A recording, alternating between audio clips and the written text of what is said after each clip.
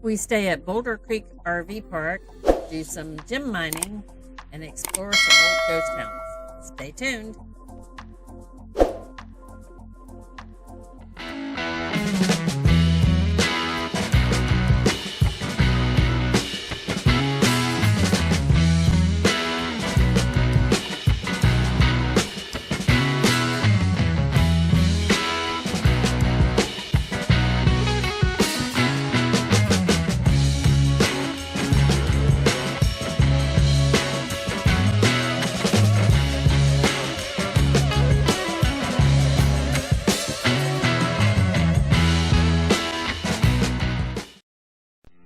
We didn't get to do as much here as we had hoped. It's a beautiful area and there's a lot to do, but we were struggling with some sick puppies, specifically Tough got sick first, and I tried to get him to the vet, and I've mentioned before, the vets, it's hard to get vet care on the road, and usually it's if you're willing to pay for an emergency visit, they'll see him, and I was willing to pay, but they wanted us to drop him off and pick him up later, and that I wasn't willing to do. Eventually, all the puppies kind of got a stomach sickness, and I think it must have been something viral going around. We switched them to chicken and boiled chicken and rice, and they all started perking up, but it took about 3 or 4 days of our time there. We just couldn't leave the dogs at the camper with them all feeling bad. So, but we were able to explore some, and this is some pictures of Boulder Creek RV Park. It's a pretty little park. It is small. We did meet the owners. They're really nice people. It's not really big rig friendly. There was only a couple sites that fit our camper, and they were pretty snug. They do have some wagons and some cabins there, and they have a restaurant there, and they have a laundry facility. It's a cool area. It's right on a creek. You can play gem mining in their creek in that very, very cold water if you want to. Cool place. The restaurant was good. The food was good.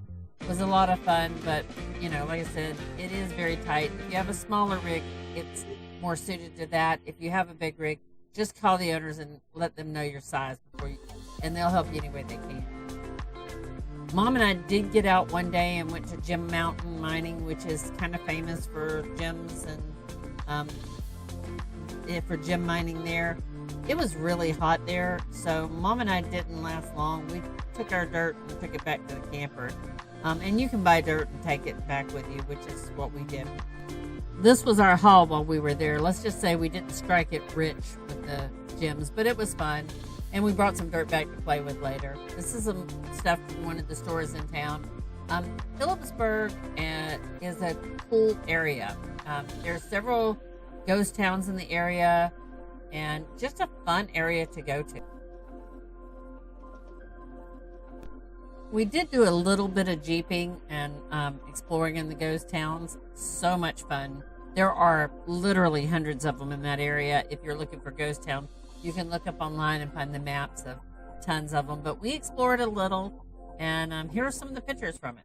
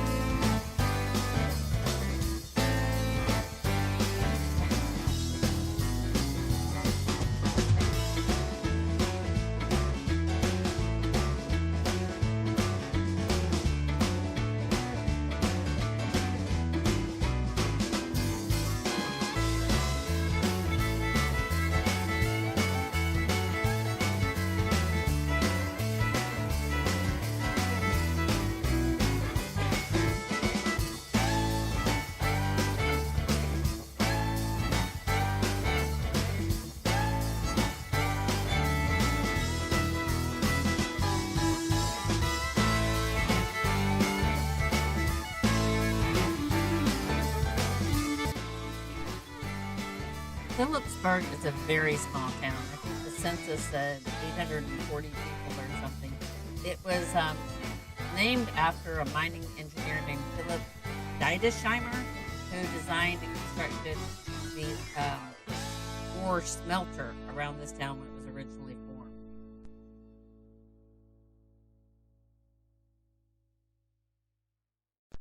This is a fun little town. They even have a wagon ride if you're interested in that. And they've done a lot of restorations.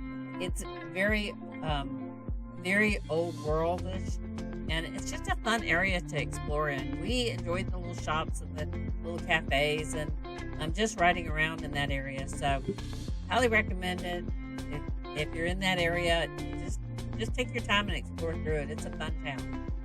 Next, we're on our way to Dillon, Montana, where we explore quite a bit in that area. Another reconstructed old ghost town, as well as do some demolition derby and some side-by-side barrel racing and some other fun things in the area, which loved Dillon as well. So stay tuned and join us there.